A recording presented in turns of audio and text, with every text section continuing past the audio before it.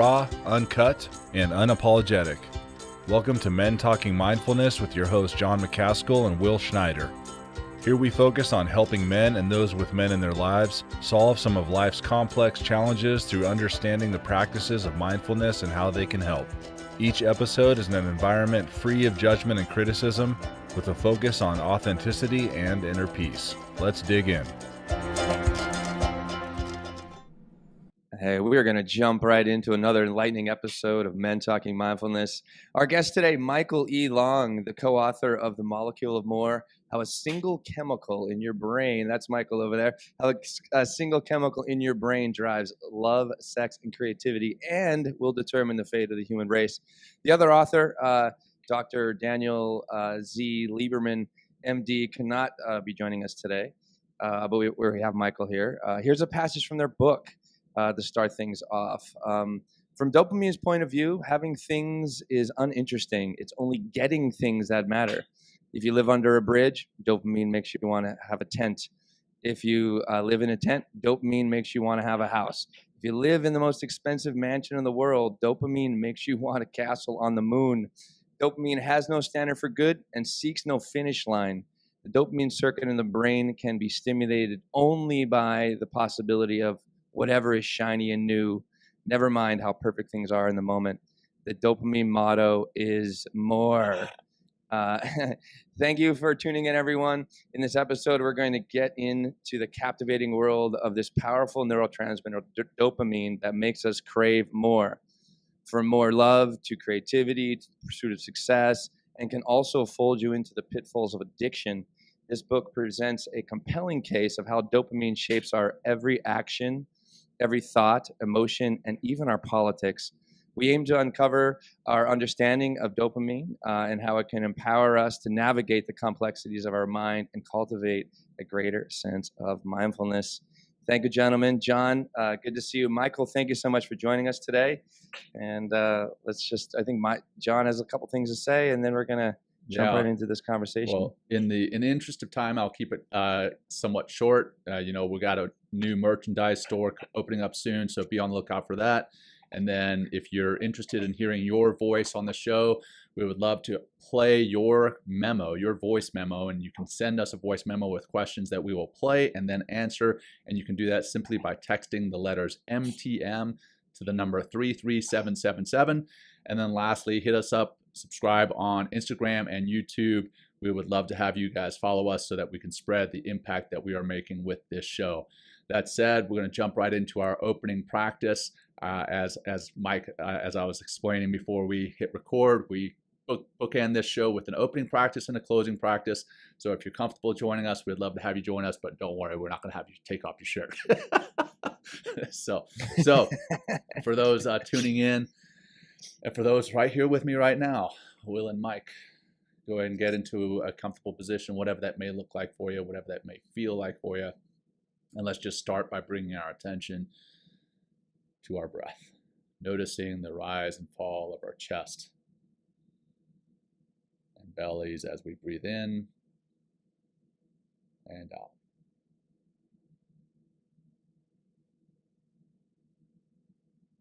In and out. Holding empty this time. And in. Hold full. And release. Holding empty. And one more deep breath in. Hold. And relax. And as you let that go ahead and start to bring some micro movements into your body, maybe rolling your shoulders, rolling your neck around, wiggling your fingers and your toes. And here we are. Now let's get into the meat and potatoes of the show. Will, go ahead, brother, kick it off. Mike, hey, thank you again so much for joining us today. So what inspired you to dive into the science of dopamine and all of its effect on humanity? Well, we never have, Dan is my friend, so I'll answer for both of us, and I know he agrees with this. First, thank you guys for having me here. This is one of the most unique podcasts that we've been invited to do. And anything that's united, of course, primarily by mindfulness, but secondarily by the presence of a beard is always a positive thing in the universe. So I appreciate that. Thank you so much. Mr. Yeah, I like that Mr. Ziffel thing going right there. So that's nice. So what was the question? It was, how do we get this deal? Why do we do this? Yeah. And I said, this is an unusual answer because we didn't write this initially.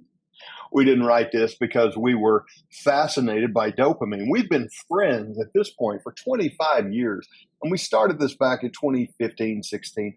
And we wanted to do something that was a little healthier for us besides going and eating lunch all the time. Dan is a psychiatrist.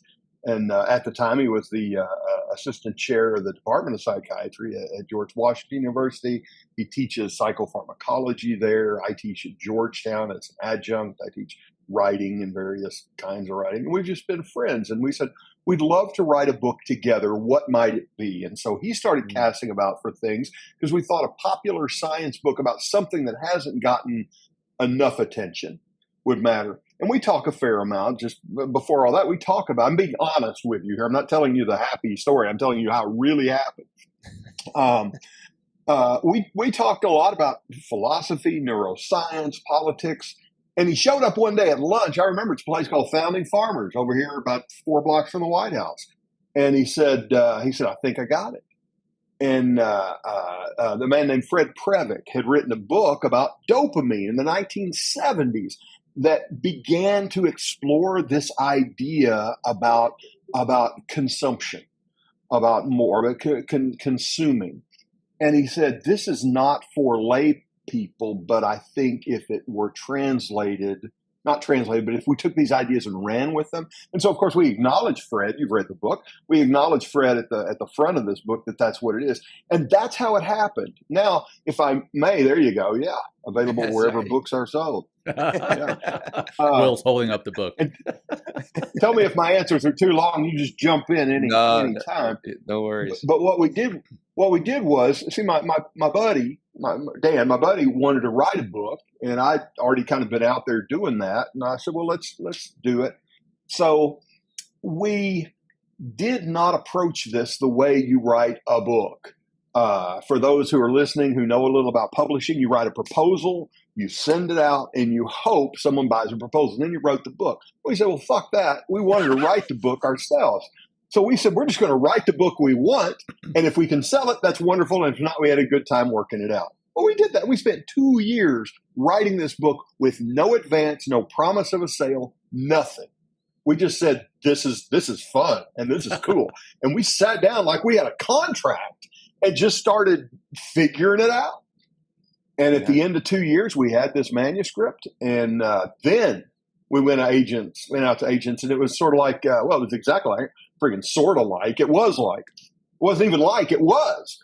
I'd write an agent and I'd say, we have this idea for a book, and are you interested in it? And they'd say, well, send a chapter. And we'd send a chapter, and they'd say, well, kind of like that. You want the whole thing? And the long story short, if that's possible at this point, is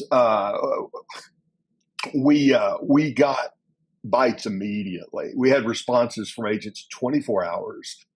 We had an offer of a deal in 3 days. Nice. And we signed a week later with Harvey Klinger Agency in New York. Wonderful, wonderful agency. And then our agents, Wendy and Andrea, took it out. And for 3 months, nothing. Oh, Nothing. Nobody wanted it. They said it was too poppy for science books and too sciencey for the popular reader. oh Jesus. Finally, a publisher in Texas picked it up, Ben Bella. We've had a wonderful relationship with Ben Bella. And the rest, as the drive-by truckers sang, as they say, is history. We're in 23 languages now. We've sold about 250,000 copies around the world. Congratulations. It's a monster hit. As I was talking to Glenn, my publisher, yesterday, and he said, this is an unusual title for any publisher. The sales have been profound. So that's a publishing story, not a mindfulness story. But we say talk what you want to say. That's what I want to tell you. And Will and I are in the process of writing our first book right now. It's called Mindfulness for Assholes and Those Surrounded by Them. So hopefully we'll have the same level of success, or a 10th or maybe a 100th of level of your success with that book. So I'd love to talk, We should talk. Oh yeah. Well, let's talk offline. We will, Mike. Thanks. That sounds great. So how does the desire for more, the desire that is triggered by dopamine, shape our everyday decisions? I'll ask that, but I also want to kind of preload it. I was a little saddened when I first read the first few chapters of your book. It talks about dopamine driving what we perceive as love initially, and then how we kind of fall out of love when the dopamine falls out of a relationship. And we'll talk about the here and now hormone later. But the fact that so many of our decisions are driven by a chemical was a little bit saddening to me, right? You kind of think that there's this esoteric motivation that's in us to love someone, or to have a drive to do more or whatever, but it's a chemical. So how does that desire for more get shaped by dopamine, and how does it shape our everyday decisions? Well, there's a lot to unpack there, John. So let me start with the last part first. We are not saying there's no such thing as a soul. As Tom Wolfe wrote in the 90s, and as actually said in his famous speech, "Sorry, but your soul just died," at the opening of the great neuroscience boom at that time. We are not for a moment saying there's no soul and that you're a product of your chemicals. Now, if you want to believe that, knock yourself out. But we are saying that we can explain certain currents of behavior in a broad stroke with this compound, with this chemical, with compound, chemical, whatever you want to say. And the thing is we see it, we know it, for instance, because we see what happens when it goes wrong. We can see people with mental illness, and we can say, oh, if we lower this compound's presence in the system, we see an improvement, or improvement in mood or different behavior. I say we, I'm not a physician, but I'm saying it what we as scientists tend to know. So this dopamine does affect how you behave, for sure, but it's not the end of the dualism of a soul and a body. And now the other part of this about how does it affect us day to day? John, you were right on it when you said there's the pleasure of being there in the moment, the pleasure of this tastes so good. When I'm enjoying that, I'm enjoying the feeling of this on my tongue, and I like the way it feels as it goes down my throat, or I look at this pretty surface here on this microphone over here. I'm enjoying it in the moment. It is real-time sensory activation. That's one pleasure. The other kind of pleasure we know as human beings is anticipatory pleasure. So you can think of it as consuming pleasure versus anticipatory pleasure. And the anticipatory pleasure is more intense and briefer.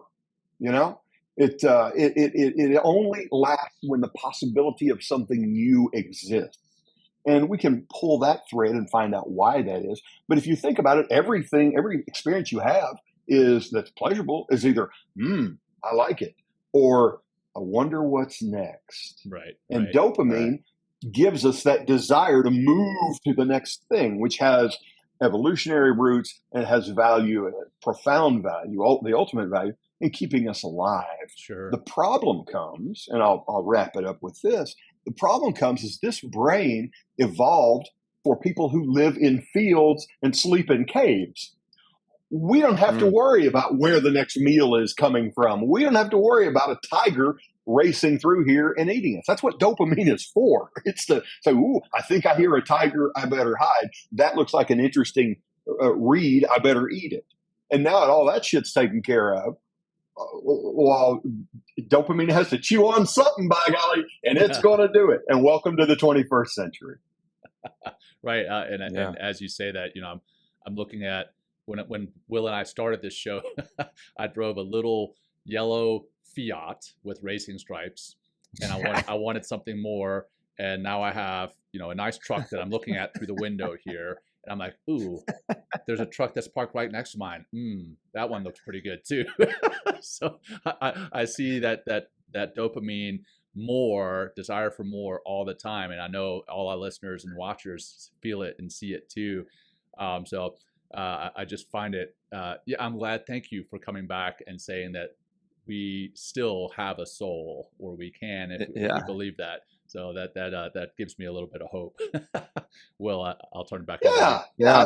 This is just understanding a system where the system itself is undeniable, but a soul is a matter of faith, and that's a different realm. Right, for sure. Yeah. Well, let's get into some of the. I'm a writer, but I'm a preacher's kid. So yeah. Right on. Well, let's get into the science a little bit, as far as this novelty capturing. That's part of like our human spirit, or not the spirit, but just our human biology. And I enjoyed that they call this phenomenon, our constant seeking for novelty and more, is the reward prediction error. What does it mean by this? Like, that's a very heavy term, or just like, very wordy term. Like, break that down for us, please. Sure. Are you sitting? You're sitting wherever you're sitting. Doesn't matter where you're sitting, Will. If somebody knocks on the door and they go, "Hey, I have a package for you," they yell it through the door. You're like, "Cool." You'd be kind of excited. Shoes are coming. That's why Amazon is so successful. Yeah, that's right. That's right. That is something we can talk about. Yeah. So you got a package. Oh boy. Now let's say every Thursday at roughly noon Eastern time, somebody knocks on your door with a package. Well, you're going to have a little bit less of excitement. And let's say what's in that package. You have a little bit less. Reward prediction error is when it's the difference between what I expect and what happens. So if I don't expect a package to arrive, boom, I'm thrilled. But if I know the package man arrives with my Amazon crap every Thursday, then it's not nearly as exciting. The error in what we predict the reward will be. And the ultimate difference is infinity, because we have no expectation. Like, if I expect this to be a good time today with you, which is what I expect, but if I have a friggin' fantastic time, there's a big difference there. That's a reward. That's a difference in the prediction of the reward I will have. When you go to Amazon, that's why I don't pick an Amazon day of the week. I say, get it here when you can, because then I'll hear that knock. Oh, here it is. That's a good surprise. Right. That's fun. Yeah. That's my kids. Every time we get an Amazon package, no matter what. I mean, it could be, I don't know, dishwasher soap. When that Amazon box arrives, they get so excited. But then, man, that reward prediction error is really bad when I open it up and it's dishwasher soap. Let me tell you how ingrained this is in us, to the point we don't even fucking know. Okay? We're going to talk about, you'll never guess, musical theater. Okay? Awesome. You ever see, I see your enthusiasm, Will. I appreciate it. No, I am. Really solid musical theater. Have you ever seen The Music Man? Yeah. Yes. Yeah, there you go. Okay, you just pretend you have. That's okay. You haven't seen it. I know you haven't. You're lying, but it's okay. Okay. There's a song in it called "The Wells Fargo Wagon." It is sung by Ron Howard, who was a child actor. Yeah. And here is, because I don't want you to pay for clearance, I'm just going to tell you some of the lyrics. They're anticipating around 1900. They're anticipating the Wells Fargo wagon coming into town to bring all the stuff from other places. And they don't know exactly when it's going to get there, but the whole friggin' town is standing here waiting for it. And Ron Howard's line is, it could be that they're all saying what might be in it. And then the climax of the song is Ron Howard says, it could be something for someone who is no relation, or it could be something special just for me. And they're standing there like this. That is dopamine. That is reward prediction error. And it's so much a part of how we behave moment to moment. If the remotest possibility exists that something is cool and it's coming our way, we're ready. We're ready, and we'll tear down anything to get to it. Why do you think men do stupid things to get to women? Right. She could be the one. It could be awesome. Yeah, and it could be another conquest as well, right? I mean, depending on how you view your relationship, whatever your right? deal is, Right. But yeah, I mean, and it works for women too. That way, there are other hormones, other neurotransmitters involved, obviously. Sure. But that's the thing, is I could be surprised by something better than I expected. And as soon as you have that thing, and this is important too. As soon as the thing arrives, dopamine goes clunk. It's over. And the only pleasure you have is the having of the thing. A good way to think about, and we're working on a sequel, by the way. I'll have a sequel out in next spring, actually. Next summer, spring. Anyway, think of walking down the street like you're in the Village in New York. Okay, you're walking in the Village there, McDougal, and you're walking past restaurants. There's the guy out there. There's several comedy clubs over there in McDougal. And there's a guy standing up front going, "Hey, come see the show, man. Come see the show. Come to the cellar or come around the other room there around the corner. This is going to be a great show, great show." He doesn't fucking know. All he does is he just says, "This is going to be great. You're going to love it. You're going to have such a good time." And when you get in there and you've paid your money, he's nowhere to be found. Either the show is good or the show is not. That's dopamine. Dopamine is the guy on the street going, "Boy, you want this. You better do everything you can to get it." But when you get inside, the carnival barker's gone, the street guy is gone, dopamine is gone, and it either is good or it is not good. But dopamine he's catching the smoke down the street at this point. Well, with that in mind, and what I mentioned before about, the dopamine kind of driving that initial feeling of love, but really it's more almost infatuation. And then arriving at the relationship. Now we know what it is. Can you explain more about dopamine's role in forming that relationship? And then how do we maintain those romantic relationships, right? I'm talking about the here and now hormones and, passionate love relationship versus the companionate relationship. Can we talk about that? Sure. And first, let's note which you wouldn't be aware of, but let's note the absolute ridiculous irony of saying Mike Long explained love. That's just a dumb place to begin right off. But no, you're right on the mark, John. You're absolutely on the mark. I have it written down. Am I getting it right? John, light blue shirt or blue shirt right. And glasses. Oh, fuck. You're nailing it. Will has the big beard. Okay. That's right. All right. Just make sure I wasn't calling you reverse. All right. There are two parts. Let's think about it purely from a dispassionate, perspective. There is the as you say, the romantic part of love, and there's the companionate part of love. And we know, for instance, in the book, we say that we mentioned that. Sorry to say Al Gore. That's not it. I mean Mick Jagger. Oh, that's right. Yeah, they're very similar. I can't get no satisfaction, right? You can see.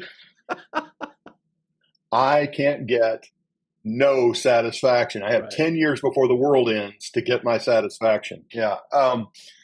Mick Jagger said, in late middle age, he said he'd been with 4,000 women.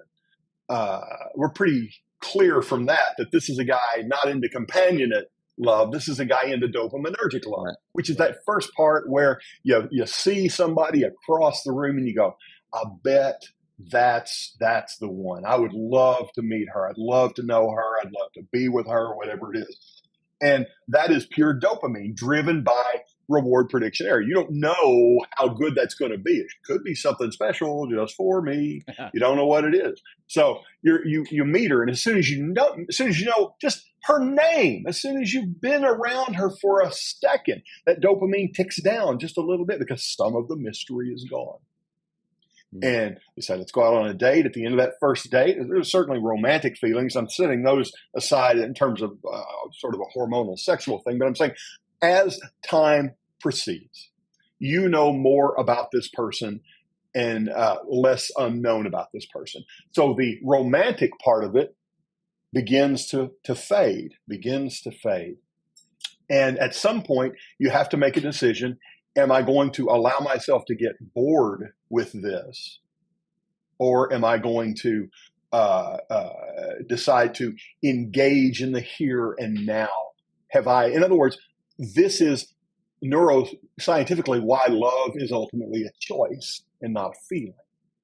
You have to decide, I will now choose to be with this person. I will make a life with this person. I will seek out the sensory pleasure of being with this person, of sitting next to them, of holding their hand, of asking what they think about this, that, or the other thing. I'll enjoy in the moment, as opposed to the romance, which is driven by mystery. That's the big switch. And all of us, we say in the book that love is like a merry-go-round at the foot of a bridge. You either get on the merry-go-round and ride, or you get off at one time and you cross the bridge to another way to live. So we really are. I think we can more easily, especially young people who are trying to find relationships, it's much easier, I think, to ride that tiger of passion if you understand that it's your choice. It's your choice. What do you want now? There's nothing wrong with going from person to person to person, as long as you're not abusing their feelings or misleading them. Right. But if you're in business to find somebody to spend a life with, then you must recognize that the feelings I have today are not going to be the feelings I have tomorrow, next week, next month, next year. That's very important to understand that going in, because so many people, when they go into a relationship, expect that's the feeling they're going to feel the entire time. And then as soon as they do not, that's when they get off that merry-go-round, right? And they don't understand it. They're like, oh, well, it's something that changed in them.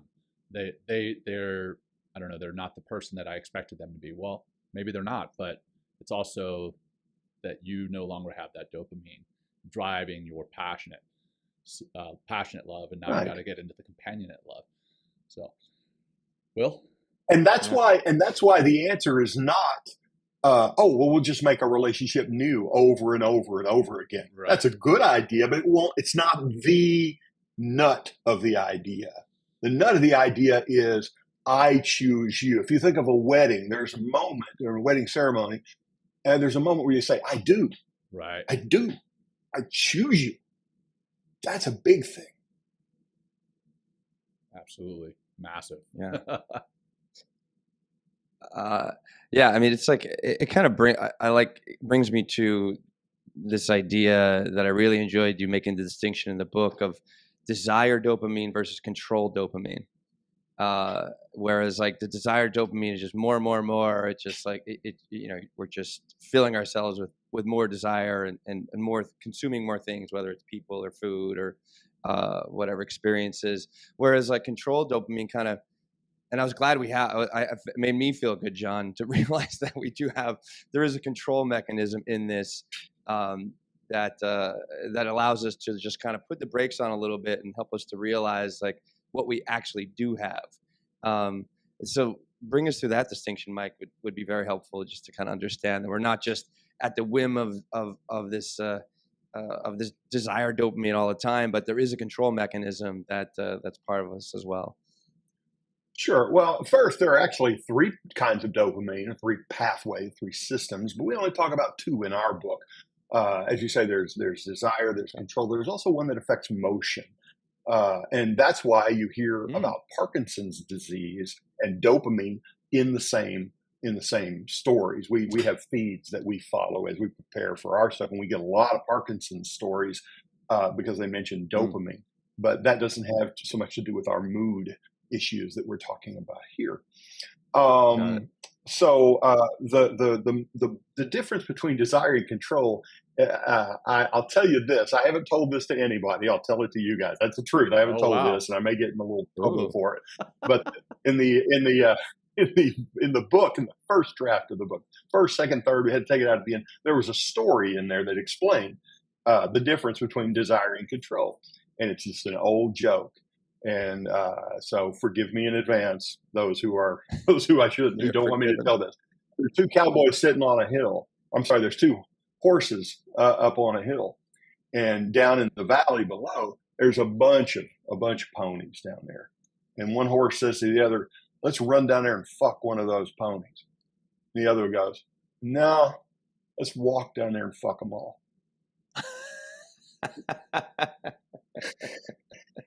And that's my dirty horse joke for you there. But I don't know. From the look on your face, maybe you don't see what I'm getting at here. Desire dopamine says, more, now. Right. Control dopamine says, I'm going to help you figure out what you want to do. I'm going to give you the skill to do these things. And so desire is the motivator. Desire dopamine is the motivator. Control dopamine is the executor. It's the thing that says, let me give you, or let me do for you. Let me help you imagine what you might do to get the things desire tells you want. If you, and this is true no matter what. This is why we talk about the peripersonal and the extrapersonal space. Anything that's right here, I can control. I can pick up my earpod case. I can pick up this glasses cleaner. I can pick up this little box here. All these things are in my space, and I don't have to plan to get them very much. But anything, like there's my dog on my chair over there. If I want to go pet my dog or sit in my chair, or if I want to fly to the moon, anything that's beyond this immediate area here takes time and distance. And to overcome time and distance takes planning. And that's what controlled dopamine does. It gives you the ability not only to do that, but also to do it in a more romantic way, we might put it, which is it allows us to do time travel, mental time travel. We can imagine alternative futures for ourselves, which is just a very fancy way of saying, I wonder if that will taste good. Well, gee, it has a skull and crossbones on it. I shouldn't eat it. That's a kind of mental that. Or when you talked about, John, you talked about buying a car. You engaged in mental time travel. Sure. You imagine a future with one truck. You imagine a future with another truck. You imagine a future with another. That's all control. That's not all, but that's controlled dopamine. So you see how they work together. Desire dopamine is like, ooh, I'm tired of the truck I have now. I'd like to have a new truck. And control says, let's figure out how to get you there. Thank you. Yeah, it's like that control is like the modulator. It's like, hey, yeah, we're gonna get that, but we're gonna take our time and be strategic. And like we're preparing for the show. I'm like writing all these questions and thinking of what it's gonna look like in the future, what it's gonna sound like, and here it is happening. But it's like it takes the control. I'm not just John and I are not just like word salad, if you will, use that word in the book. To just like that's in the book. We can talk about that. I know. Yeah, what we. But it's like, here we are in this moment, but we controlled, read the book and, we're really excited to talk to you, but we, took our time to prepare for the show today. And that's the control, the modulator. Yeah. Yeah. And I want to be sure not only a modulator is one way to think of it, I want to make certain that I'm clear that this is a how-to thing. This is sort of like, you could think of like the executive function of the brain. Well, let's not even do that. Let's not go there. Let's say that, that if I say I want to mow my yard and then I hire, a kid to do it, that kid's going to figure out how to do it. That kid is controlled dopamine. I'm desired dopamine. I sure would like to have a short yard. And the kid's like, I'm going to figure out how to get you that. So he gets his lawnmower out and all that. Controlled dopamine is the calculator. It is the thing that executes the action. So you can imagine why, in broad strokes, again, why there's also a third one, which has to do with physical motion. Sure, it's involved in dopamine as well. It is.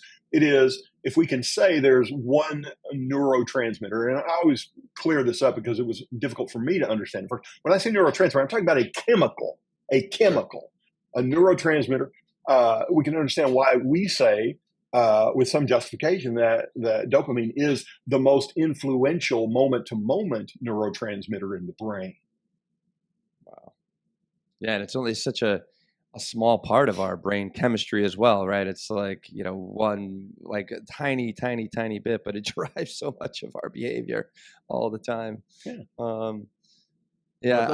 How does go ahead, John. Well, I'd love to talk, you touched on it, right? When we were ancient cavemen and women, or when we were roaming around and we found a reed that looked good and we were like, hey, I'm going to chew on that. But how has the pursuit of more, which as we've touched on already, that drives or has been driven by dopamine, how has that influenced the course of human history? It is all of human history. Wow. If we didn't have dopamine, I mean, really, I'm not saying that for effect. I'm saying this is how we do it. This is how it works. If you were happy with whatever you have, we would still be living in a cave. This is why, I'll use this as a jump. This is why competition is important in an economy.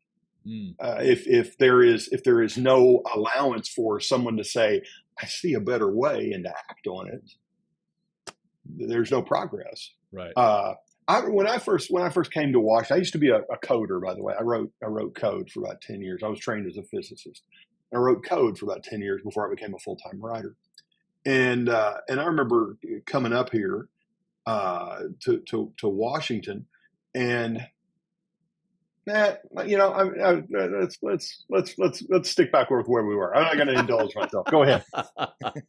We don't mind if you indulge, but go ahead, John. Yeah, we were just talking about the human history and how it is the advancement. I was kind of running down a little personal alley there, but what I want to say is that if you didn't have a desire for more, not just, and see, this is, you've heard before you read our book, you probably heard of dopamine as the molecule of happiness. And that's one of the reasons we wrote it, is we said, that's so wrong. And you gentlemen could say it as well as I can at this point. It is in no way the molecule of happiness. It is just, give me something else. And if that weren't there, we wouldn't seek progress. All progress is born of dissatisfaction. Right. Think about that. All progress comes from someone saying, this is not good enough, or simply, this is not enough. This is not enough. And that's where everything happens. We wouldn't have, like I was going to say, I'll just tell you what it was. When I came to Washington, one of the first things I worked on in public relations in advocacy was about the settling on a browser for computers. If you're old like I am, you remember that there was Netscape and Microsoft something or other, and it was, we're going to have to set a federal standard for this because there can only be one because it's too confusing. And I was working on the side of, maybe we ought to just let computer programmers figure this out and offer us many choices. And there were a lot of people who said, no, it's too complicated. We can't do that. Well, if that side had won, we might not be having this conversation as easily as we are today, because the answer was, let everybody figure it out for their own. Let them pick the browser they want. And by doing that, the browsers that existed in those days are gone. Right. They don't exist. So you want to see progress as the pursuit of more. There it is right now. Everybody who's listening to this is a beneficiary of the dopaminergic driven pursuit of more in the last 20 years. Yeah, it's and that's just one example. Right. Yeah. The old saying, what was it? Necessity drives invention, or necessity drives creation. Yeah, necessity is the mother of invention. That's it. Yes. I think it's wrong. And the father is a guy named Floyd. I don't know why that is, but Floyd. Who the fuck is Floyd? Exactly. Nobody knows. I think, immaculate conception of invention. But I think where I was one going of the with great that is questions of science. Is that it's dopamine is the father, right, of invention. It's like, hey, we actually we see a need and a desire to do more, and that drives that creation and drives those inventions in addition to the necessity. And sometimes necessity drives. I'll go with that. Yeah. Everything we have starts with somebody isn't happy. Right. And that's why happiness is that's always that. Happiness is the carrot at the end of the pole in front of the pony. But dopamine, the difference with us as human beings. Yeah. That is so good. That is so good. That's gold. exactly right. The different, as humans, the thing is we get to chew on the carrot once in a while, and then we see another carrot, and we go like that. Right. So it's a wonderful. It's kind of like you remember on Family Guy when they're trying to trick James Woods to go down the street, and they left a trail of candy. Go, ooh, piece of candy. Ooh, piece of candy. Ooh, piece of candy. Behold, man's history. I love that you referenced Family Guy. My wife's going to listen to this episode now. I love it. Will, I know you've got a very intriguing question about politics, which we'll be talking about here in a couple of weeks on the show, and mindfulness in politics. You want to talk about the election season? Yeah. I mean, no. Will's gonna ask you how dopamine. I got don't do that to me. Well, no, I thought it was. As I kept the book, I really suggest everyone read the book. I mean, really, really fascinating read. I mean, I love the stories in the book, and you just keep going deeper into the makeup of our humanity and our society and the choices that we're making. And then sure enough, towards the end of the book, like you're getting into, or not, I guess the middle, like into our politics of conservative versus liberal, and how liberals we're more inclined to succumb to the molecule of more. Break that down for us. Like, why are liberals, why we, go ahead, dive in, please. Thanks. So my question, my own throat. That'll be fine. Well, this is the chapter that we had to that we had the most debate with about our publisher, because we were trying so hard to, and we all have our political beliefs, but we don't want anybody to feel like we're saying they're predetermined by your chemicals, because they're not. We don't want anybody to come away from this and say, well, one side is smarter than the other, because that's not the thing. I'd say it starts with the notion of the nature of believing. And let's not talk about it in terms of liberal and conservative, because those terms don't quite mean what the words mean. Liberal talks about a lot of individual liberty, but that's also people who tend to be quote unquote liberal are also greatly in favor of state power as well. So there's kind of a statism that's attached to individual liberty in those cases as well. And conservatives aren't necessarily about conserving what has been in every case. So those words are kind of misleading. But what we can say is that people who tend toward the liberal side of things are seeking change. Right. So we find that in broad strokes, people who tend toward the political left tend to have higher levels of dopamine. They are driven to be a little more inquisitive and seeking of the new. That's why, for instance, we find so many artists are on the left. They tend to have higher levels of dopamine, and that causes them to seek something new. One definition of creativity, which I found very useful as somebody who writes not only nonfiction, but writes a fair number of stage plays and stories, is that creativity is the combination, or the combining, I should say, to be precise, the combining of things that are not normally combined. Yeah, there you go. Kind of a new thing. So you think of, if I think of, well, in the book, I keep coming back to the great examples there. Brian Wilson, I'm a huge fan of the Beach Boys. And one of the things I love about Brian Wilson is he just put together things that had never been put together. If you listen to Good Vibrations, for instance, it's been in our ears for 50 years. We don't think much about it, but go back and listen. You'll discover, for instance, there is a theremin played in it. Up until that point in 1967, I want to say, a theremin was used exclusively in horror movies to make sound effects. Yeah, right. Brian Wilson said, let's put it in a pop song. If you'll also listen closely, you'll hear that it is broken up into 3 movements, like classical music. He combined things that had not been combined before. And that's something a highly dopaminergic person would do, to seek out the new. And one kind of new is the combination of things that haven't been combined before. And that extends to politics. If we want to divide liberalism as the seeking for new or better or superior or at least different. With the assumption it'll be better, versus those on the right who say, let's enjoy the things we have and preserve them. Now, we all have a little from column A and a little from column B, so we cannot draw complete conclusions. We can't predict somebody's political leanings, but we can say that these things tend to have an influence in some people a little, in some people a lot. Well, you bring up the Beach Boys, and it's Pet Songs. Is that the name of the album? I think is that right? The name of the album is Pet Sounds. That was such a breakthrough. Pet Sound. Yes, Pet Sounds. Yeah, and I've heard that.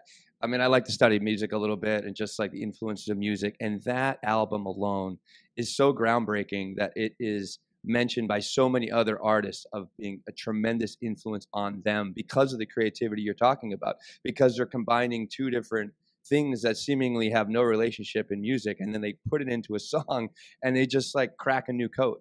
And here we are talking about it. I mean, so there it is. Yeah. Well, when you say groundbreaking, you're really hitting it, because it doesn't sound so groundbreaking today because everybody's mined it for 50 years. Right, exactly. It wasn't popular. Yeah, it wasn't popular when it came out. It's not a rock album. It takes pop motifs and connects them. The song that again, I'm digging in personally, but Winchester Cathedral was the #1 song the week before Good Vibrations, which is not on Pet Sounds, but it serves to deliver the point. I mean, you want to have one of these about Pet Sounds? I'll talk about fucking Pet Sounds for hours. It's genius. I mean, think about the first line of that wonderful song, God Only Knows. The title itself, that's something you didn't hear a lot on the radio. The word God used it all. 1967. The first line of the love song, God Only Knows. You know what the first line is? You know. Don't off the top of my head. I may not always love you. I may not always love you. What? What the hell is that about? Good point. Exactly. What a big fuck you. This whole record is so. And make no mistake, this was not a Beach Boys album. This is a Brian Wilson recording with instrumentation by Brian Wilson and his brother singing in the background. Brian Wilson is the little Mozart of the 20th century. There you go.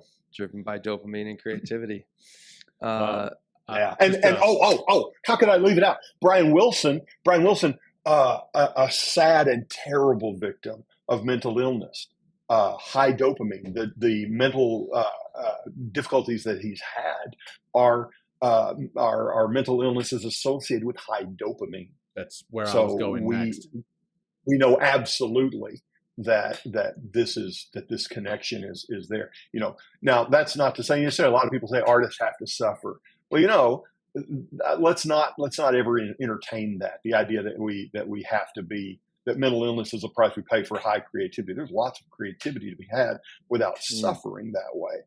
And we tend to romanticize it, but the people who tend to romanticize it are the people who haven't suffered from it. Right. So Brian Wilson paid a heavy price for what he did, but he could have done it with some medication, and I think we'd all been all right. That's absolutely perfect segue to my next question, and then we'll start to wrap it up just to respect your time. So, now how does dopamine dysregulation contribute to that mental health or these mental health conditions like ADHD, bipolar disorder, schizophrenia, and the like? And how can those be addressed through dopamine regulation? Sure. I will offer this caveat, which I have to offer over and over. I am not a physician. Sure. I'm not a trained neuroscientist. I'm a writer with a little more than layman's knowledge. I've studied this and I've worked closely with an expert. So with that in hand, I'll tell you that the conditions you describe are in the main conditions of high dopamine. You can imagine how if I had high dopamine in everything and I wanted something new all the time, I would be easily distracted. I would leap from thing to thing. So in its worst case, I might speak in word salad, as Will said a moment ago. Use that phrase, word salad. If you, as a presentation I do about Molecule of More, where I play some videos of people who are suffering from this, and it'll be something like, a guy says, for instance, he says, I I was hearing this sound I needed to do something about, so I had to call somebody. Who did I call? I called Ghostbusters. No, that's just a joke. I didn't call Ghostbusters. I called the mental health hotline. The line. I follow that line over there to, you see what I mean? It just, because it's something new. That's a high dopamine condition. Low dopamine gives you a little bit of the old sling blade, you know? Just sitting there, you're kind of staring at the window. These are, again, broad strokes, but there are many compounds that can adjust particular pathways, and a lot of times you'll hear,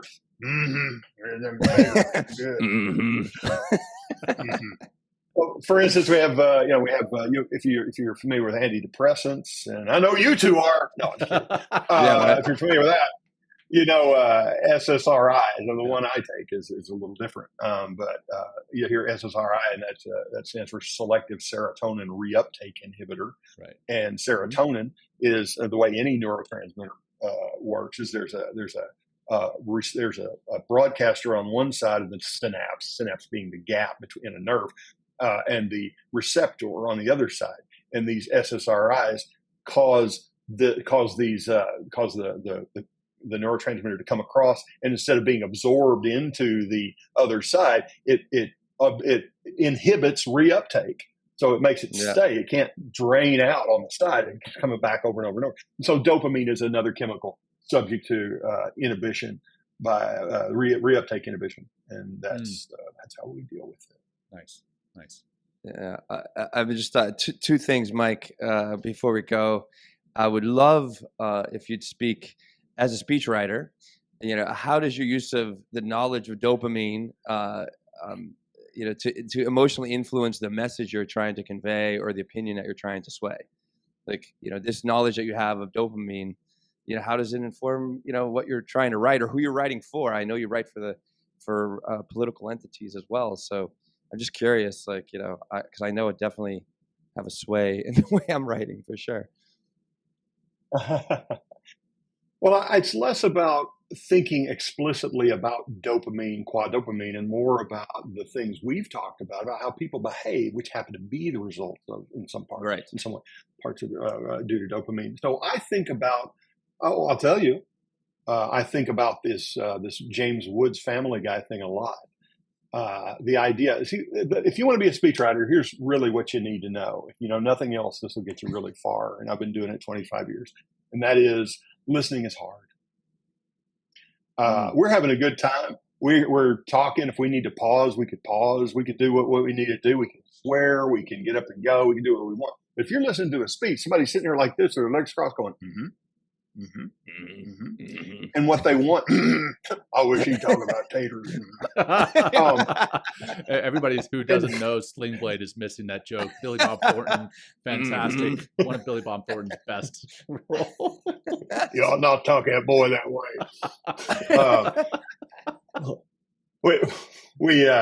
When you're sitting in the audience for a speech, what you mostly want is for it to be fucking over. And as a speechwriter, that's the first thing I have in my mind is don't get up there and it's really great to be here. This reminds me of a story of my son who once went to Outback. I was like, shut up. Just tell me what I need to know. The first thing I ask my speechwriting clients is, do we really need to do this? I swear, that's what I say. Do you need a speech? Couldn't you just send an email? Is that possible? Well, this is what we've always done. We've always done this thing. Maybe it's time to stop. You got to be a pure empath and go, is this really something somebody's going to sit there and listen to? And if you find another way to deliver it, do so. Now, let's say we're already to the point where you got to deliver a speech. You got to write a speech. Well, what you want to do is find a way to keep them hooked at every turn. That doesn't mean necessarily tell a bunch of jokes, but it does mean do not indulge in things that cannot be kept in the brain for more than a couple of seconds. That's why we don't dig into big detailed analysis with numbers in a speech, because we can't manipulate those in our brain. We want to give somebody something they can immediately understand, get a feeling from. As Bob Dylan said, you may know what you want, but I know what you need. They want to be entertained. They want to be pulled along. So let us do that. Let us, as speechwriters, continue the constant desire for more with everything we do in the speech. And I teach a lot of speech writing, and so there are many structures that advance this idea. There are some particular techniques. We especially rely on the here and now qualities of words. The fact that we choose, assonant phrases, dissonant phrases, consonant phrases, that we choose alliterative phrases, that we do certain kinds of expansions as phrases move forward. So anyway, yeah, it's an art. Plus, my dad was a preacher, as I said, and he was a fantastic speaker. And so a lot of this I learned by just having it absorbed. So. Yeah. Well, it makes me think of what we said earlier about dangling the carrot, and you're constantly trying to fill that space between the carrot, and where you're trying to take them all the time, keep them engaged, right? It's really, it's hard to, I do a lot of public speaking and teaching and stuff like that. And it's just like hard to keep them sometimes your class or your audience engaged. And it's just like knowing, these little short snippets and just kind of keep, the energy flowing in that direction, and you can cook them for a really long time. Last I have, if you're a speaker, you're up there for them, not for yourself. Right. Yep. Yeah. Great point. Yeah. What are you giving? Right. I interrupted. You were saying. Yeah. No worries. You mentioned here and now, and this is the first time we actually mentioned it, and it's towards the end of the show.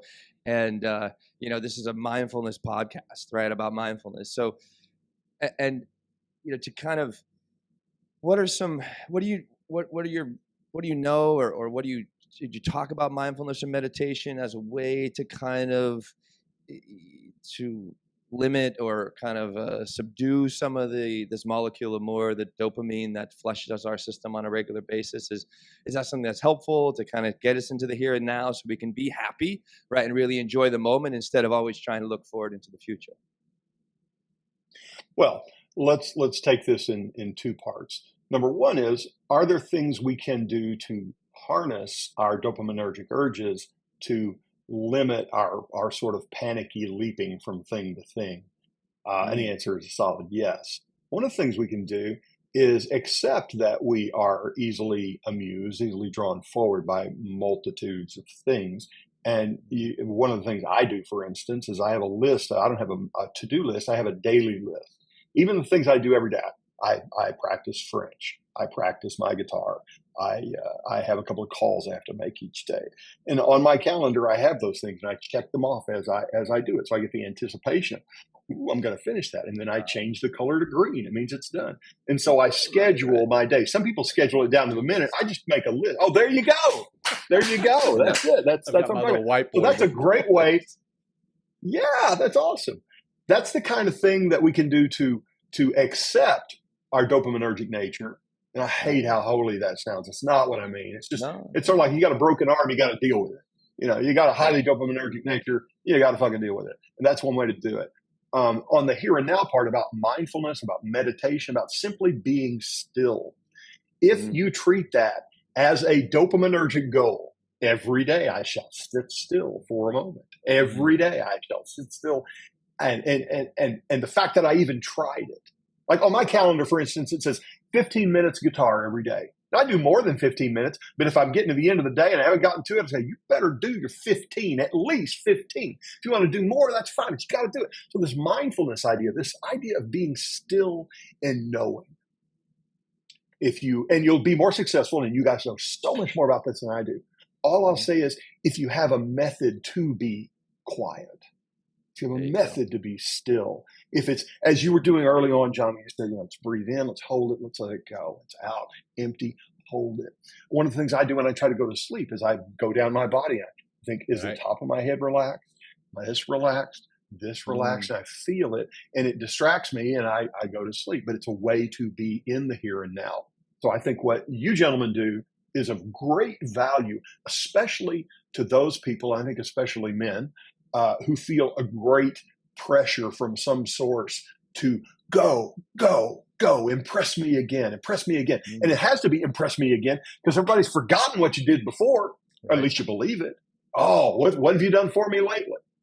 So a mindful man is a man in control of himself.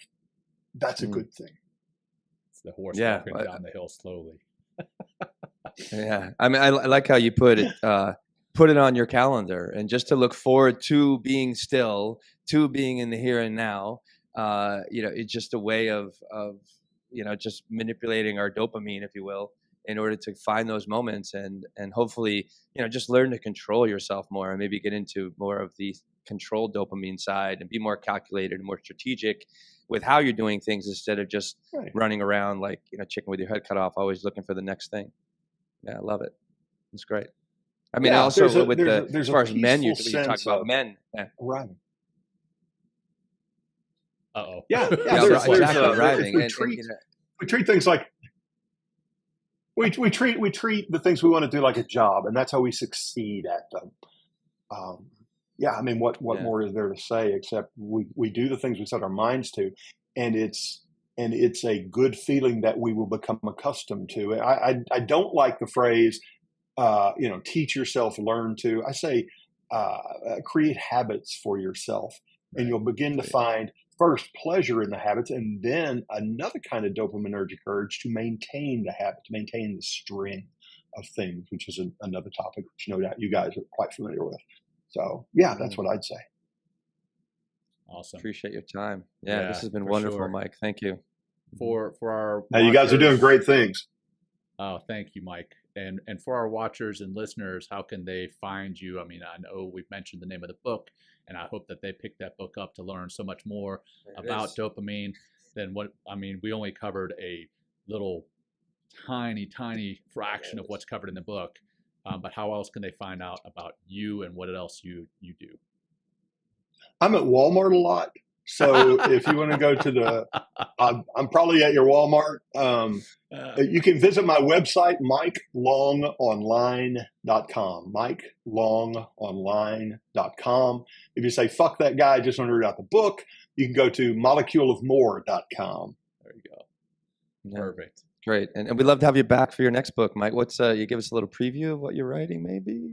Absolutely. The Molecule of More is an idea book. It's about how the thing works. The sequel, which has a title, which we're kind of holding for now, but the title, the sequel to Molecule of More, is about how to put this to work in your life, point by point by point. Oh, that's right in line with what we do, right? I mean, being mindful, being strategic, like you talked about, checking the boxes. So let's have you come back whenever that gets published. We'd love to talk to you about that. It sounds like it'd be very informative for our audience, for sure. I'll take it. I like talking to you guys. We need to just hang out. I just want to know. I agree. I totally fucking agree. We'd have a great time. Error was is there an error in what you expected from this show versus what you actually got out of it? That's and was it a positive error or not? I'd say this was a here and now experience for me. There we go.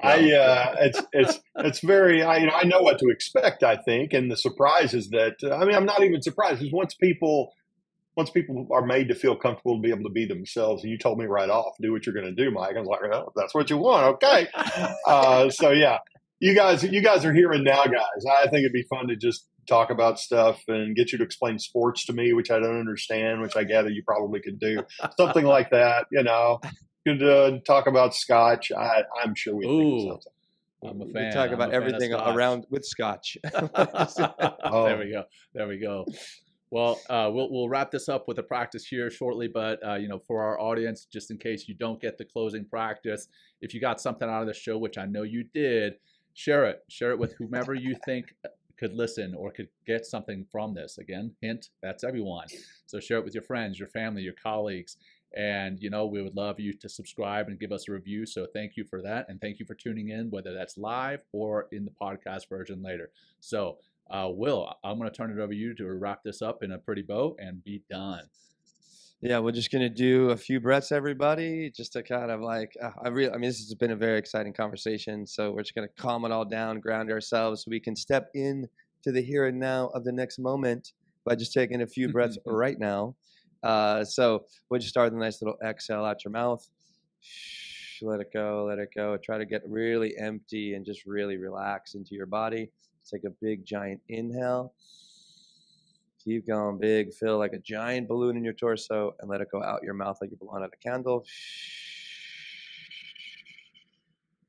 Good. Let's just do a couple more. In, big breath. Out, easy breath. We'll just do one more. In with peace. Out with stress.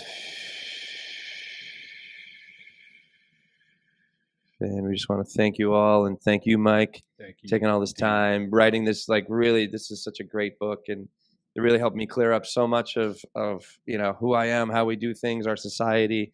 And I know to everyone that's listening, I really suggest getting to read the book. It's a good read. It's not all sciencey. It's not too poppy. It's just, Mike, you hit it. You and Mike, you and Daniel just hit it right in the middle. And so hope you guys get a chance to check it out and read it. And I think that's it. Anything, Mike, before we go? Gosh, no. This is fun. Yeah, it's a book about big ideas, but it gets compared most often, I think, to Freakonomics. If you like that kind of thing, where they tell it. We use George Costanza, for Pete's sake, The Office, Will Ferrell movies. The whole thing is just let's talk about how we live and how we can use that to explain this very useful human concept. So check it out, moleculeofmore.com. I'd love to have you. There you go. Well, thanks again, Mike. It's been a pleasure. And for our audience, thank you again for tuning in. Until next time, take care. Peace, everybody. Thank you for joining us today. We hope you walk away with some new tools and insights to guide you on your life journey. New episodes are being published every week, so please join us again for some meaningful discussion. For more information, please check out mentalkingmindfulness.com.